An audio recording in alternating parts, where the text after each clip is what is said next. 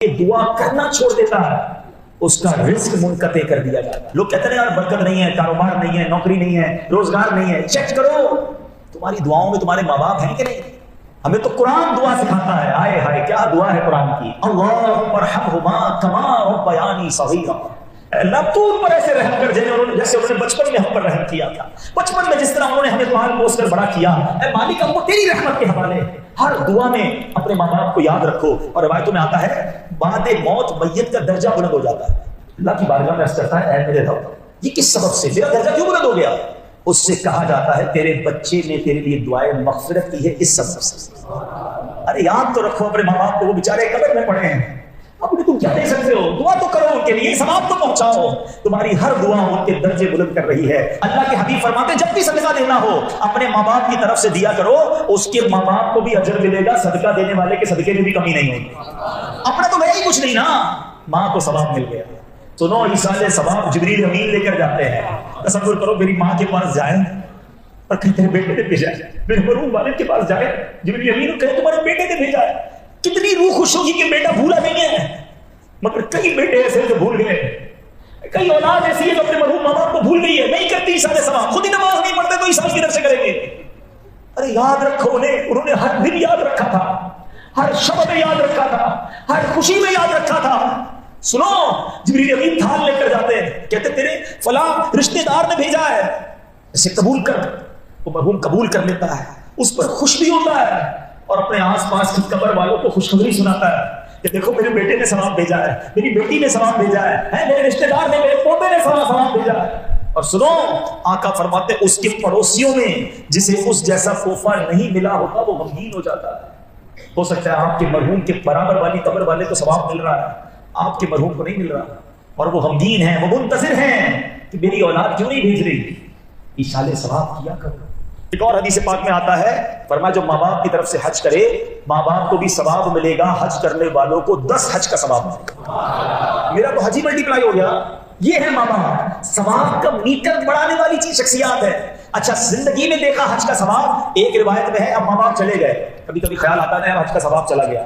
فرمایا جو ماں باپ کی قبر کی زیارت کرے اسے بھی حج کا ثواب ملتا ہے. ان کی قبر پر جا کر یاسین شریف پڑھے اللہ اس کی مغفرت فرما دے. مگر یہاں نہ زندگی میں ماں باپ کو ٹائم دیتے ہیں نہ مرنے کے بعد انہیں یاد رکھتے. درود پاک پڑھنے کے بے شمار فضائل و برکات ہیں. ایک روز سرکار نامدار رسولوں کے سردار صلی اللہ تعالی علیہ وسلم باہر تشریف لائے تو حضرت ابو طلحہ انصاری صحابی رسول ہیں رضی اللہ تعالی عنہ، انہوں نے آگے بڑھ کر عرض کیا یا رسول اللہ صلی اللہ تعالی علیہ وسلم میرے ماں باپ آپ پر قربان ہوں، آج آپ کے چہرے پر بڑی خوشی کے آثار نظر آ رہے ہیں.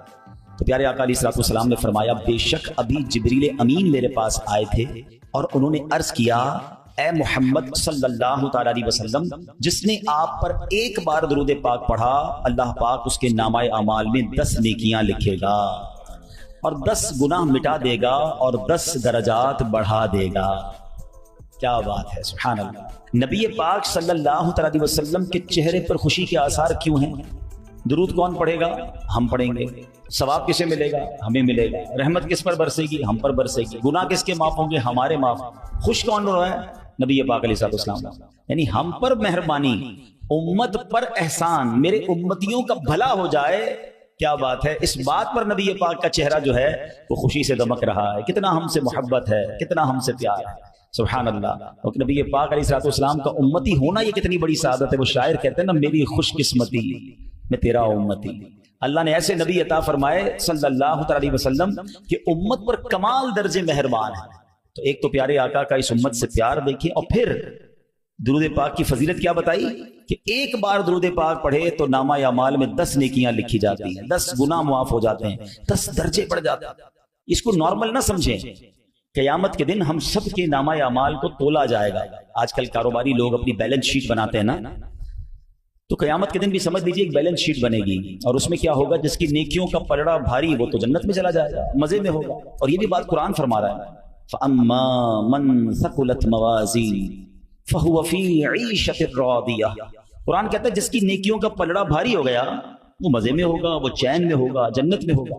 وَأَمَّا مَنْ خَفَّتْ مَوَازِينُهُ فَأُمُّهُ هَاوِيَةٌ وَمَا أَدْرَاكَ مَا هِيَ نَارٌ حَامِيَةٌ. قرآن کہتا ہے جس کی نیکیوں کا پلڑا ہلکا ہو گیا وہ بھڑکتی ہوئی جہنم کی آگ میں جائے گا۔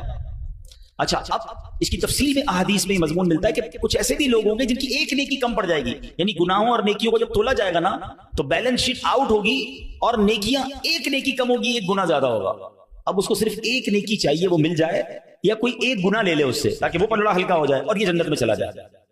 لیکن وہ ایک نیکی کے لیے مارا مارا پھرے گا، دوستوں کے پاس جائے گا، رشتہ داروں کے پاس جائے گا، یہاں تک کہ اپنے ماں باپ کے پاس جائے گا۔ nobody help over there، اس دن کوئی ہماری مدد نہیں کرے گا۔ تو پتہ یہ چلا کہ اب ذرا تصور کیجئے، امیجنیشن تھوڑی سی کرتے ہیں کہ کوئی ایسا بندہ ہو جو قیامت کے دن پھنس جائے اور اس کی ایک نیکی کم ہے، اس کو کتنا یاد آئے گا کہ کاش میں 2 رکعت نفل اور پڑھ لیتا، کاش میں اور درود پاک پڑھ لیتا، کاش میں اور سجدے کر لیتا، میں اور صدقے کر لیتا۔ یا اس کو کتنے گناہ یاد آئیں گے کہ کاش میں وہ گناہ نہ کرتا، 2-4 گناہ ہی کم کر لیتا تو میرا بیڑا پار ہو جاتا۔ تو اس کا مطلب یہ ہوا کہ دنیا میں کسی کی بیلنس شیٹ آؤٹ ہو جائے نا، کسی سے ادھار لے کر، قرضہ لے کر، کچھ لوگ ہیلپ کر دیتے ہیں نا کہ چلو یار بندہ پھنس گیا ہے اس کی مدد کر دو، اس کی بیلنس شیٹ لیول ہو سکتی ہے۔ On the day of judgment there is no way to balance your balance sheet، قیامت کے دن کوئی طریقہ نہیں ہوگا۔ اب آؤ میں آپ کو بتاتا ہوں ایک ایسا وظیفہ ہے جو آپ کی بیلنس شیٹ کو بیلنس کر رہا ہے۔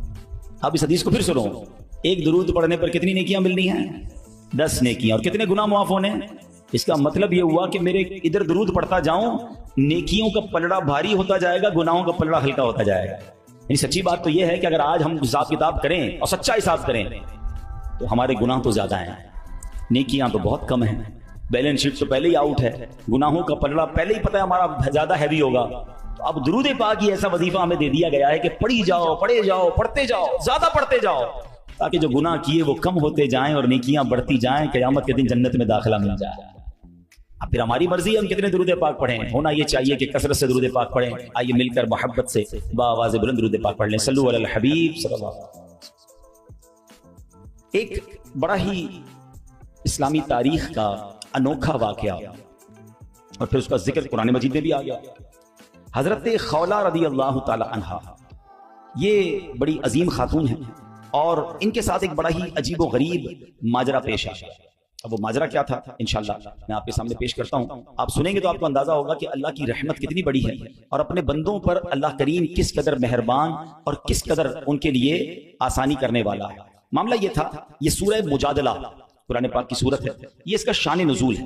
پہلے تو یہ سمجھ لیں کہ فقہی مسئلہ ایک ہے، تھوڑا ٹپیکل مسئلہ ہے، میں اس کی زیادہ ڈیپ میں نہیں جاؤں گا، میں اصل موضوع کی طرف رہوں گا۔ جو اس کو مزید ڈیٹیل میں پڑھنا چاہے تو پھر وہ علماء کرام سے رجوع کرے یا فقہی کتابوں میں پڑھ لیں۔ یہ مسئلہ کہلاتا ہے زہار، اور جو شادی شدہ لوگ ہوتے ہیں نا ان کو یہ مسائل ضرور سیکھنا چاہیے۔ فقہ کی کتابوں میں یہ پورا ایک الگ سے چیپٹر ہے، اور اس کا سادہ سا مطلب یہ ہے کہ اگر کوئی شخص اپنی بیوی کو اپنی ماں یا بہن کی مثل کہہ دے، مثلا شوہر نے اپنی بیوی کو کہا کہ تم میرے لیے میری ماں کی مثل ہو، یہ زہار ہوتا ہے۔ اس کی پوری تفصیل ہے، اور اسلام کے ابتدا میں جب اسلام شروع ہوا تھا تو زہار کرنے والے کا یا زہار کا حکم بھی طلاق والا تھا۔ یعنی اگر کوئی شخص اپنی زوجہ کو یہ کہہ دے کہ تم میری ماں کی مثل ہو تو اس کی بیوی اس پر حرام ہو جاتی تھی۔ یہ اسلام کے شروع میں حکم تھا۔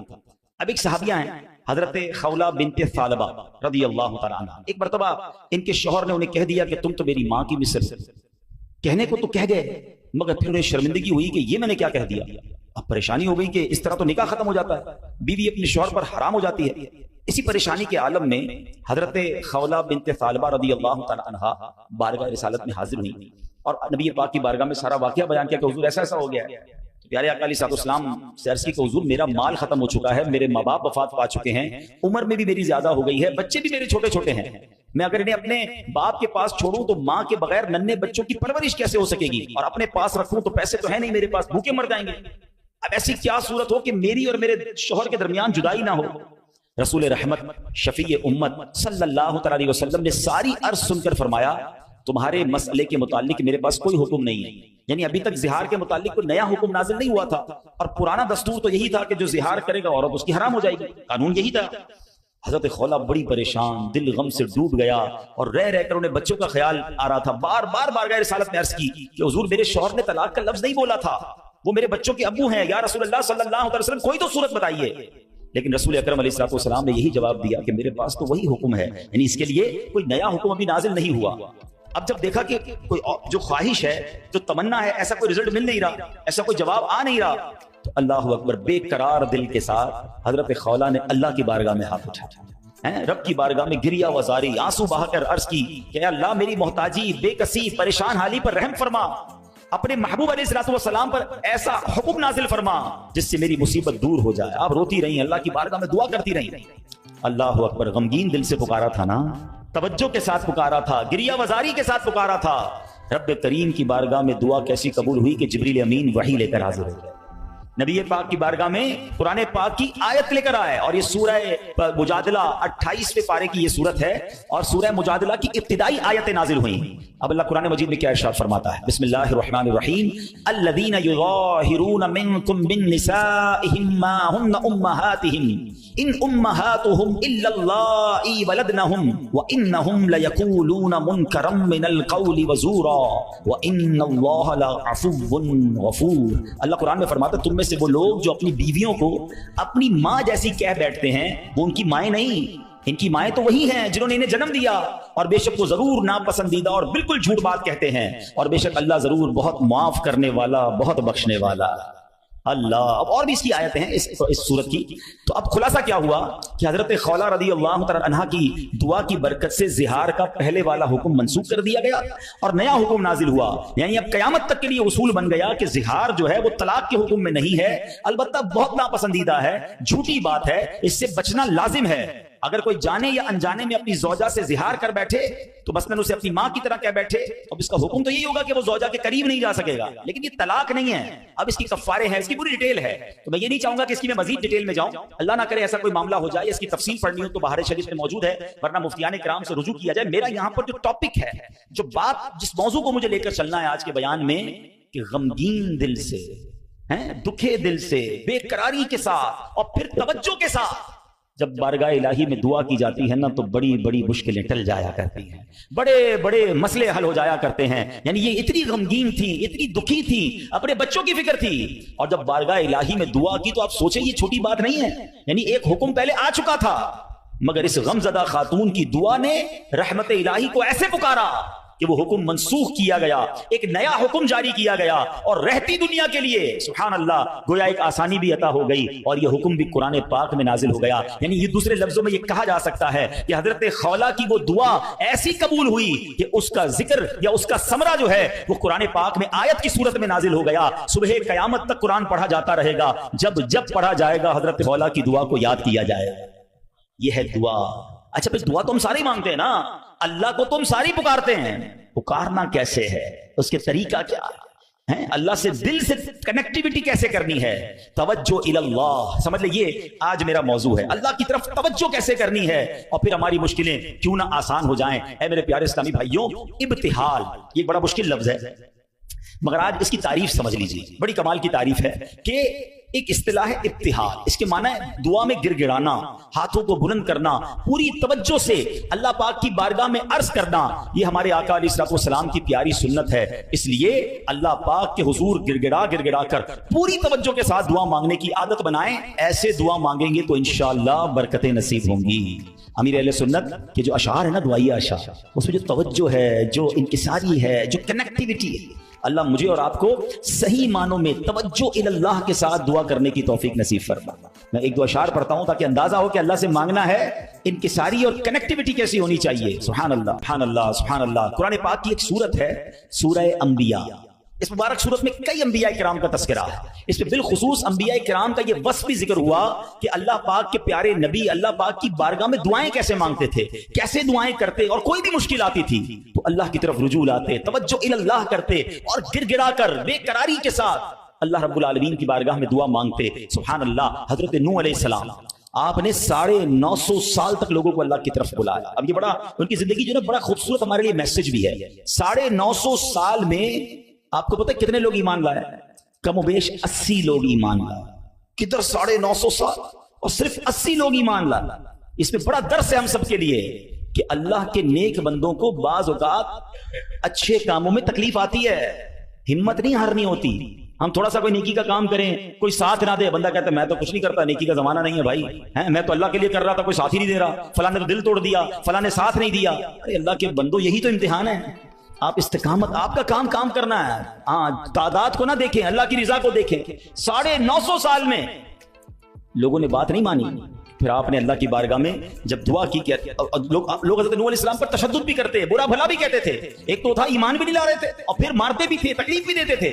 اللہ تبارک و تعالیٰ کی بارگاہ میں جب دعا کی نا تو اللہ نے قرآن میں فرمایا فَاسْتَجَبْنَا لَهُ فَنَجَّيْنَاهُ أَهْلَهُ مِنَ الْكَرْبِ الْعَظِيمِ. اللہ فرماتا تو ہم نے اس کی دعا قبول کی اور اسے اور اس کے گھر والوں کو بڑی سختی سے نجات دی. اللہ سے دعا مانگی، باقی قوم کے لیے طوفان آیا اور وہ قوم اس طوفان میں غرق ہو گئی. اللہ نے بڑی تکلیف سے حضرت